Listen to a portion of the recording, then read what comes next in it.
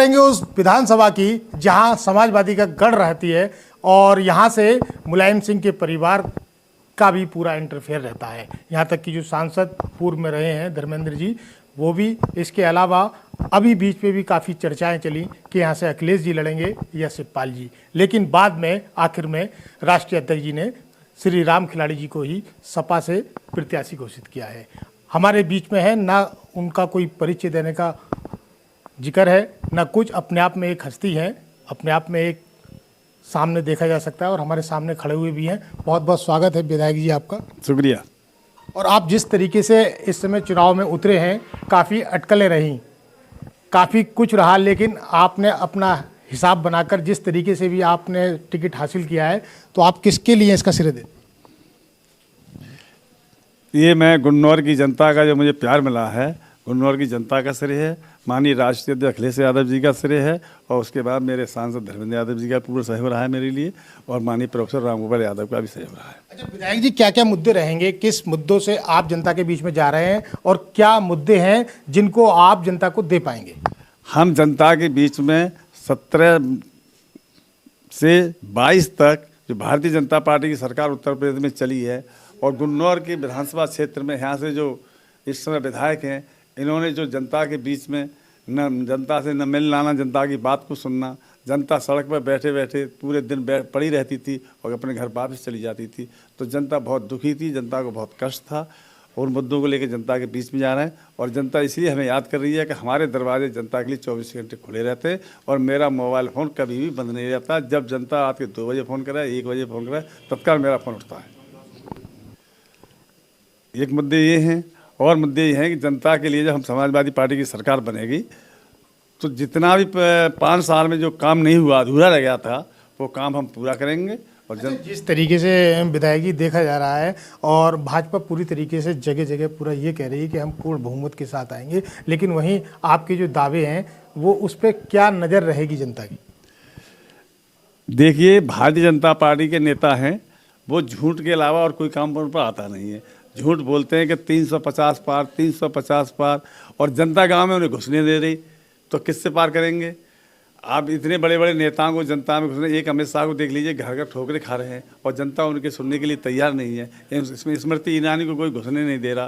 केशव देव प्रसाद मौर्य जी हैं, deputy chief minister हैं, उनको जनता नहीं घुसने दे रही। जिस तरीके से भाजपा सरकार बराबर ये कह रही है कि सपा केवल गुंडों की पार्टी है और गुंडों को ही उसने टिकट दिया है, यहाँ तक कि आजम खां जेल में है, और भी इसके अलावा 2-4 लोग हैं जिनका नाम इस समय उछल रहा है, उनके ऊपर पूरा इन्होंने जोर दिया है कि गुंडों को टिकट दिया गया है। ऐसा है, भारतीय जनता पार्टी के जो नेता हैं, चाहे शीर्ष नेतृत्व हो, चाहे उत्तर प्रदेश का नेतृत्व हो, इनको सिर्फ हर चीज़ में हिंदू मुसलमान दिखाई देता है, चाहे आजम साहब हो, चाहे नाहिद हसन हो। मैं ये पूछना चाहता हूँ, बाबा योगी आदित्यनाथ पर कितने मुकदमे हैं? केशव प्रसाद मौर्य पर कितने मुकदमे हैं? कौन सा ऐसा नेता भारतीय जनता पार्टी में आप लिस्ट उठा के देखिए, उस पर 15 या 20 से कम केस हो? संगीत सोम पर केस नहीं है क्या? कौन सा आप नेता बताइए जिस पर केस नहीं है? भाजपा तो बराबर मुसलमानों को भी लुभा रही है, काफ़ी योजनाएं जो मुसलमानों के हित के लिए कर रही है, तो इससे क्या फ़र्क पड़ेगा?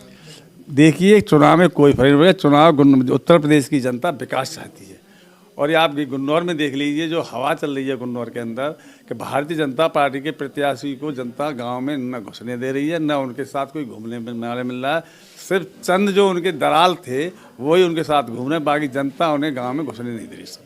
ये स्थिति तो गुन्नौर में है, और मैं यहाँ तक कहना चाहता हूँ कि उत्तर प्रदेश के अंदर समाजवादी पार्टी की सरकार बनने जा रही है। अच्छा विधायक जी, जिस तरीके से आप कह रहे हैं कि मैं एक अपनी गुन्नौर की जनता को एक मेडिकल कॉलेज दूंगा, रोजगार का साधन दूंगा, लेकिन इससे पहले भी आप यहाँ विधायक रहे हैं, बराबर सरकार में रहे, सरकार भी आपकी रही, लेकिन उस समय आपने क्यों नहीं दिया? देखिए, जब माननीय नेताजी 2005 में यहाँ से मुख्यमंत्री थे, गुन्नौर से विधायक थे, तो DSF शुगर मिल खुलवाने का काम नेताजी ने किया था।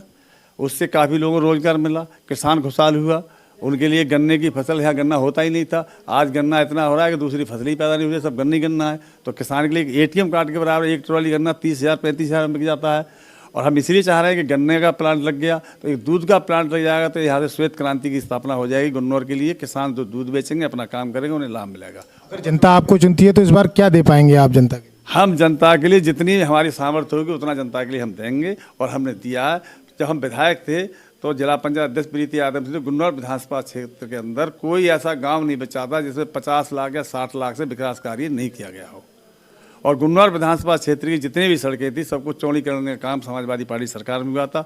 चाहे आप ईसमपुर से लेकर के नरौरा ईसमपुर से लेकर जुनावी तक, जुनावी से गलीबिचारा पाठकपुर तक, और आपका फैजोई से टिकटामा। मेरा एक सवाल और रहेगा आखिरी, आप इस समय किन्नौर विधानसभा से प्रत्याशी हैं सपा के, तो आप किससे अपनी टक्कर मारना है और किस तरीके का अपना जनाधार मारना? देखिए, जहाँ तक सवाल है कि आज की जो स्थिति चल रही है, इस समय कोई टक्कर किसी भी पार्टी से समाजवादी पार्टी के प्रत्याशी की नहीं है।